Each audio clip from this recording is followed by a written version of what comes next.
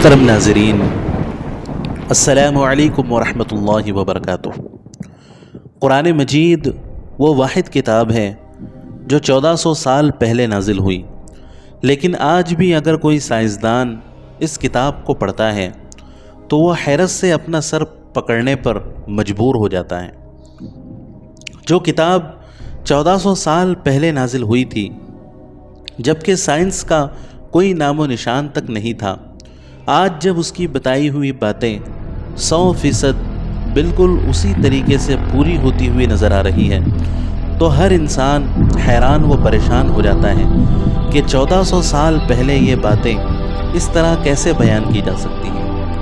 یقیناً یہ قرآن مجید کا معجزہ ہے جس میں اللہ تعالیٰ نے ایسی ایسی پیشن گوئیاں اور ایسے ایسے حقائق بیان فرمائے ہیں کہ جب انسان ان حقائق کو سمجھتا ہے تو پکار اٹھتا ہے کہ یقیناً قرآن مجید اللہ تعالیٰ کا کلام ہے، یہ انسان کا کلام نہیں ہو سکتا۔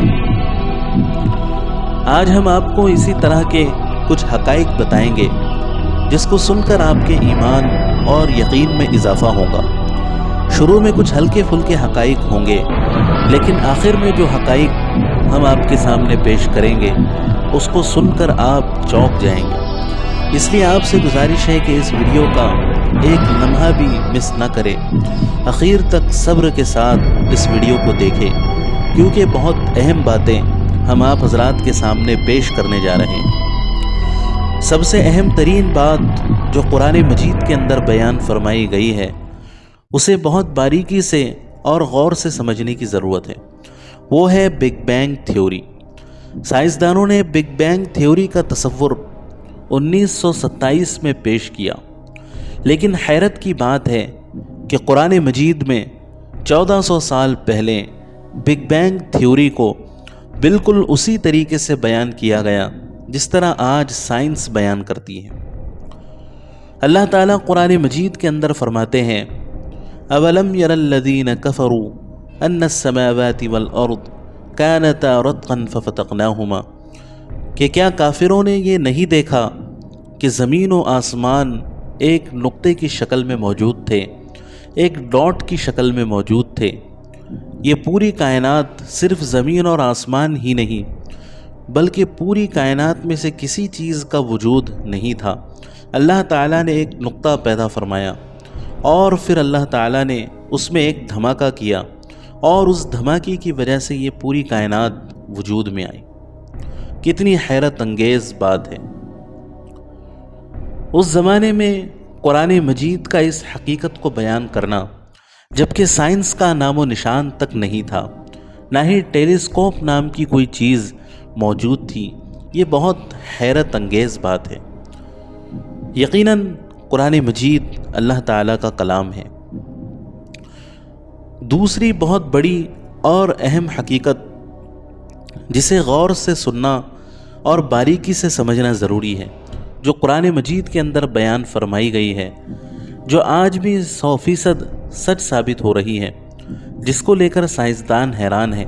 اللہ تعالیٰ نے قرآن مجید میں 1400 سال پہلے ارشاد فرمایا کہ ہم نے پہاڑوں کو زمین کے لیے میخوں کی صورت میں بنایا، یعنی کیلوں کی صورت میں بنایا، اور اس کی حکمت بھی اللہ تعالیٰ نے کئی مقامات پر ارشاد فرمائی۔ اللہ تعالیٰ فرماتے ہیں کہ ہم نے پہاڑ اس لیے زمین کے اندر گاڑے تاکہ زمین کے اوپر بیلنس بنا ہوا رہے اور زمین زیادہ حرکت نہ کرے، زلزلوں کی شدت میں کمی آئے۔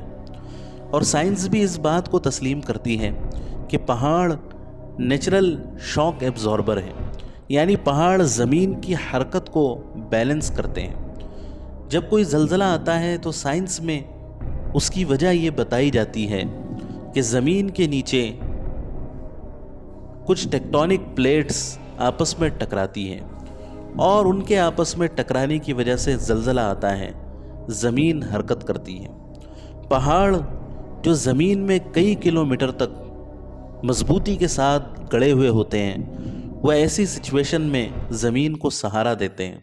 اگر اس زمین پر پہاڑ نہ ہوتے تو جتنے زلزلے آج آتے ہیں اس سے کئی گنا زیادہ زلزلے آتے، اور جتنا نقصان ان زلزلوں کی وجہ سے آج ہوتا ہے اس سے کئی گنا زیادہ نقصان ہوتا۔ جو چیز سائنسدانوں کو 20ویں صدی میں سمجھ آئی، قرآن مجید کے اندر اللہ تعالیٰ نے وہ 1400 سال پہلے بیان فرما دی ہے۔ یقیناً قرآن مجید اللہ تعالیٰ کا کلام ہے۔ ایک اور اہم حقیقت جس کی وجہ جان کر آپ حیران رہ جائیں گے، جس کو قرآن مجید نے بیان فرمایا ہے، جس کو سن کر اور دیکھ کر ہر انسان حیران ہو جاتا ہے۔ اللہ تعالیٰ سورہ رحمان کے اندر فرماتے ہیں مرج البحرین یلتقیان وبینہما برزخ لا یبغیان، کہ دو سمندر آپس میں ملتے ہیں لیکن ان کے درمیان ایک رکاوٹ ہے جو انہیں آپس میں کھلنے نہیں دیتی، بس تم اپنے رب کی کون کون سی نعمتوں کو جھٹلاؤ گے۔